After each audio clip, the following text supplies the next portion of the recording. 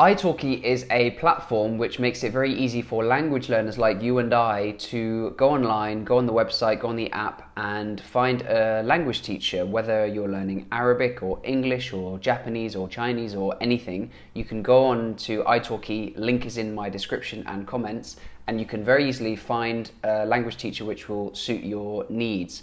You can scroll through there, you can read about them, you can watch their intro video, you can send them a message, and it makes scheduling very easy. I've just had a Japanese lesson this morning. My teacher's called Marina, she's from Tokyo, and we meet once a week and we just talk about what I've been learning. She translates some things for me which I've been struggling with. I have a list of questions which I'll build up over the week, which I can then put to her. And in my experience, to have a language teacher online from italki, for example, as part of your overall kind of process and resources for learning a language is highly, highly valuable. The link is in my description, and if you click that link, you will get $10 in italki credits with your first purchase. Thank you for italki for sponsoring this video. Okay, now I broke my number one rule. I have had abysmal, that's a strong word. I've had a pretty low 24 hours in this journey, and let's face it, I mean, this channel is all about languages. It's about learning languages, and it's about not just the easy parts and the good bits, but it's about all of it, like the whole package. I committed to doing 30 days of learning Japanese, and there are times when I'm like loving it and I'm just like, give me more Japanese, learn, and I'm absolutely embracing it and absorbing it. And then there are days where I'm like, right, what am I doing, and what have I learned, and have I even done anything? You know, there is nothing worse than like not doing any work, except one thing, and that is saying that you'll do work, telling yourself you're going to do some work, some studying, that essay, that job you needed to do, and then not doing it. So yesterday I had one of those days where I was like, oh, I'm going to learn loads of Japanese, and I got to the end of the day and I was like, well, I feel like I've just basically been bouncing around doing all sorts of things. My number one rule with languages, and with life, not quite in life, I wouldn't go that far, but with languages, and particularly something like this, where you set yourself a specific time in order to achieve a certain goal, whether that's learning Chinese or whether that's like, I don't know, passing your GCSEs or your A-levels or getting your whatever, or, you know, building a rabbit hutch for your pets, whatever it is, like, you need to keep it simple. You need to stay focused and on task. Now, my number one rule with learning languages is to keep it simple. I said this in day 1, day 2, day 3, day 4. Keep it simple. Track what you're learning. Okay, so do not do what I did yesterday, which is make a video about anime and then spend the rest of the day like reading through your comments and watching every single anime show that you all recommended to me.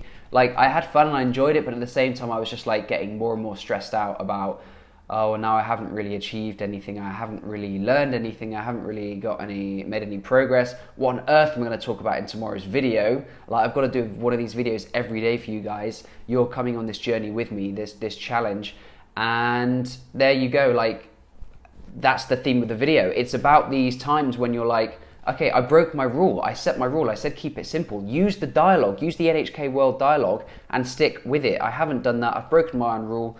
And that's why I'm going back to the dialogue. I'm going to take a couple of days off anime, and I'm still going to watch it for fun, but to learn from it, it's like, once you get to a certain stage, like I've watched Arabic cartoons. I made a video which went huge about that, watching Arabic cartoons.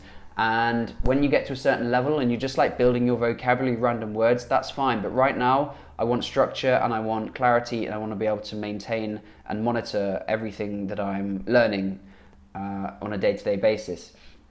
I do want to do a little bit of Japanese with you now. So I've got lesson 16 from the NHK dialogue, and I'm going to play it and we're going to translate it together. So see if you can hear what is being said. Oh, I'm a bit late there. I need to go back to there. Irashaimase. This word means, may I help you? Irashaimase. And it's a good word. It's something that would be used for when you enter a shop and someone would say it to you. So, irashaimase. Manga ariba wa doko desu ka? Manga ariba wa doko desu ka? Manga is like manga. Ano is just kind of like, excuse me, basically. Oriba means section. So manga ariba is like the manga section. Well, doko desu ka? Doko, you know, because it means where. 2階です。2階です。2階です。Ni is 2, and 2階 means second floor, I think. So kai must mean floor. So 2階です. 2階です means on the second floor. So Anna, this girl, is saying, she's saying, 漫画売り場はどこですか? Manga ariba wa doko desu ka? And then the bloke in the shop, the clerk, is saying, 2階です。2階です。階段を上がって。Kaidan o agatte. This is a good verb. Agatte means to like ascend. Kaidan means stairs. Kaidan o agatte. Go up the stairs. Kaidan o agatte. 右に行ってください。右に行ってください. Migi ni te kudasai. Migi means left.